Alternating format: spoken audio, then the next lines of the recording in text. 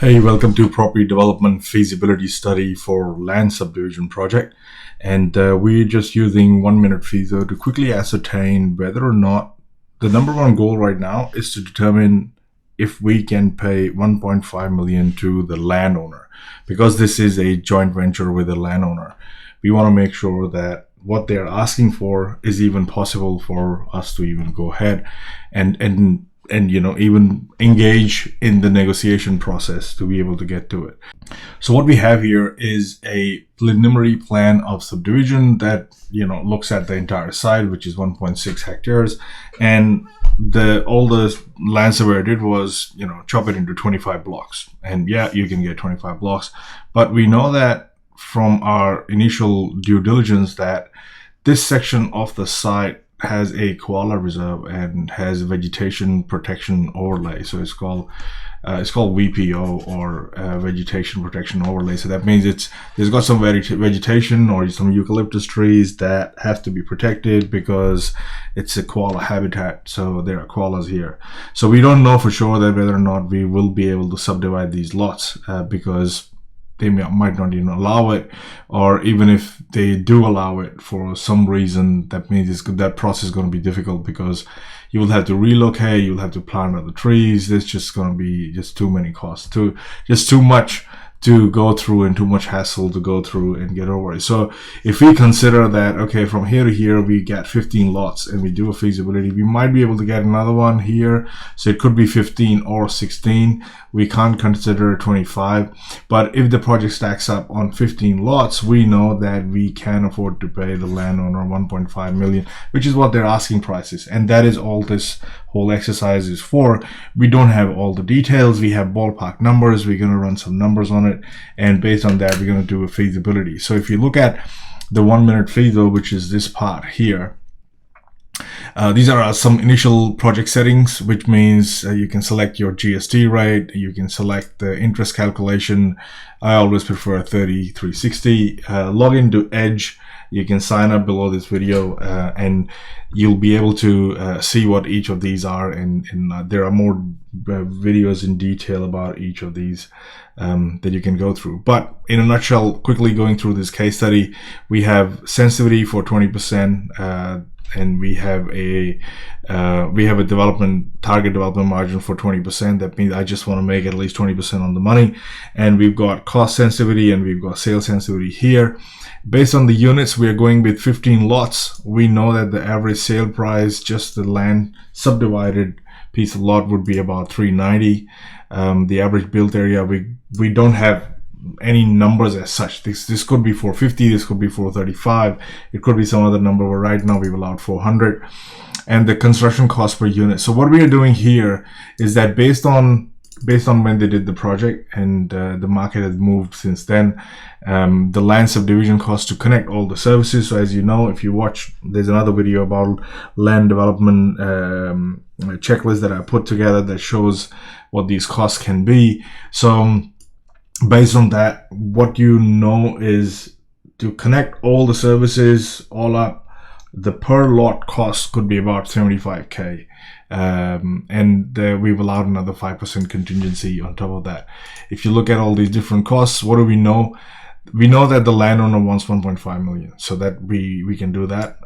If we have to pay them 1.5, the stamp duty would be about 73,389. We can jump onto any stamp duty calculator anywhere, or you can enter that manually, or you can add that as a percentage of the land value. So think of it as a transfer tax or a stamp duty. In some countries, it's different. It's based on a percentage of the land value, or if you don't know what that is, just enter. There are many calculators. These are usually government bodies or state revenue offices that run these calculators, where you can just put in the assumptions and they will give you the exact stamp duty calculation. We know the closing cost is going to be about 5775. It's a little bit higher. Why? Because there's going to be two separate agreements, a JV with the landowner, or some sort of a property option agreement, and then we will move to the actual closing of the sale. So when it comes to construction costs, we are allowing 20% of the cost of construction, because right now I don't know, but I know that the total cost of construction will be, at least for consultants alone, would be about 20%. Development contribution, so we know that from what we will have to pay the council to connect the services and so on. So those things do not attract GST, so I can check that off. Then we have the closing cost of commissions. We know, we've spoken to a few agents, we figure out that as a ballpark, it'll be about $10,000 per lot. So we've allowed 150 for 15 lots, and we've allowed a miscellaneous cost of $400 per unit. So you say unit is basically a unit of what you're developing. Could be apartment, could be townhouse, could be complex, could be flat, could be whatever you want to call it. It could be any of those. So when it comes to finance, we know that we're going to make a deal with the landowner so that we can use the land as equity. So there's not going to be any debt on the land per se, and we can use that as equity in our project. And on our construction debt, we will have, about, let's say we can borrow 70% of the cost. Because this is an offbeat project, there might be certain setup fees, so about 1%. The loan draw will be about at 60%, which means that we don't have to pay the whole interest up front. There are certain ways that you can tackle this, and I'll explain that in the next video, which is using smart feasibility calculator, because we then go into a lot more detail. But right now, these are my assumptions, and what I want to do is whether or not 1.5 million is worth paying to the landowner. So interest rate is going to be 9%, loan duration is going to be 10, which is all good. So let's go here. So here it tells me that I can still pay 1.5 million, and I will still come out making 1.855 million in profit. And my profit per unit is going to be about 123K, and the average square meter profit is going to be about 309 square meters, $309 per square meter. Now this is telling me that if I want to make 20% as my hurdle rate, which is what we put in settings under sensitivity, I can still afford to pay almost 2.4 million. Now these numbers are not exact because this is an iterative calculation. This will keep going into a loop round and round. There's another article on our site that talks about all this iterative calculation. But if it's about 2.4, so if I was to close that off and go into my settings, go into my units and costs, and over here I will change that to, let's say I change that to 2.4 million. And I go back into summary, you will see that I will get very close to the 20% target development margin that I've got. So once I've got that, okay, this is all good. So I can about 2.45 is what I can still pay and still make 20% on this project. And that is what the whole idea for doing this is. So I'm still making a development margin on revenue of 18%, and on margin on cost is about 22%. The equity multiple or return on equity is basically the money that I put in as developer equity, and what do I make on that.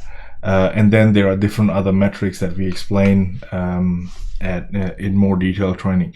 But it has all the things that you need over here. So for example, your sources of funds and the uses of funds have to equal, which is a high level balance sheet. And it will show that the total equity contribution could be about 1.36. And I'll explain more about this number here in the smart feasibility calculator video. So make sure, if you're watching this on a blog post page, make sure you scroll down and watch the other video, because we build on that and we discuss that in more detail. So we've got total land revenue here after what we sell. And if you are in a place where there's GST as well, I can look at my GST input credit liability towards the end of it. I can do a sensitivity analysis and see that what it would look like, that I can still make $1 million. But this is considering that I'm now paying 2.4 million for land. So if I go back into my cost and change that back to the original 1.5 million and come back into my summary page, I can now scroll down and see that this is what I make. And if, my sales assumptions were to go down by 3% decrement, so if they were 3% from what I had assumed, like 390,000 is what I was selling them for, if they were, if those price went down by 3% or 6%, what would my profit look like? So you'll see that this will go down a fair bit. So I'll go here, but at the same time, I'm not doing anything with my costs. But what if my costs were to also go up at the same time by 5% or 10%? I will end up with 1.16. So this is my worst case scenario based on the assumptions that I have made and the sensitivity table metrics that I put in to make sure that what does my best case scenario look like. So the best case scenario is if the sale that what you have assumed goes up by 3% and 6%, and there is, costs actually go down by 10%, which may or may not happen. But even when the costs stay constant and the sales go up, you still make a lot of money. But that's your best case scenario, and that's your worst case scenario. So if you're happy with your worst case scenario here, you should, engage in negotiation, because this is in no way a final feasibility. But it took me less than a minute to figure out whether or not I should spend more time, because when you are negotiating with the landowner, it's a dance. It's a dance. You say something, they say something, you come back, you give some, you take some, you let go of certain things, then, because your aim is to make sure that you utilize the equity in the land that's available to you, so that you use the least amount of your money. And that's how you maximize the return on equity, or the equity multiple here. So this is the case study for a 15 lot subdivision. So let's say now I want to have a look at, okay, what would happen if I don't get 15 lots? What if I only get 10 lots? What does that look like? So 1 Minute Feaso allows you to quickly press this button, make a copy. I can go in here, I could change that description to, let's say, 10 lots. I'm just going to quickly delete. I'm going to leave everything the way it is, and I'm going to go into my units and change that to 10. Come back here, save it, go back into my summary, and am I happy with 500,000 as my profit? Because I'm paying 1.5. Now, if the landowner was to sell this by itself, they might get maybe $1 million for what it is, but they want more. They want 500K more. And the only way I can give them that 500K more, or in this case, my students could give them that 500K more, is if they were making more on this side as well. So, but you see, the developer margin just fell below the 20% mark. And if they have to take all that risk, they want to make at least 20% on it. So if they go down and you look at the sensitivity table here, what does your worst case scenario now looks? Okay, it looks like a loss of $4,000.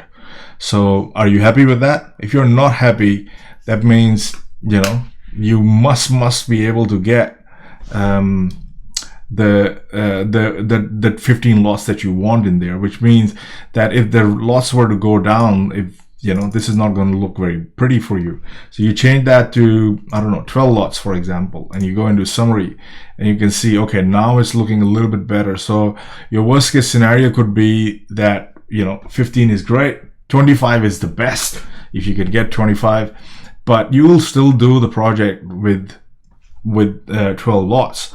So this is quickly ascertaining whether or not I'm going to spend more time with this thing. Now, if I wanted to have another scenario, all I have to do is go in here, make a copy, and instead of entering all the details all over again, I'm going to go into my cost this time and see if my development contribution was to jump from 450 to 650, or my closing costs were now, instead of 150, they were 175 or something. So I can quickly say that and have a look at it over here, and I say, okay, with the 12 units, I'm still making a bit of money. I'm making a little bit less profit, but it is still doable even with those extra costs.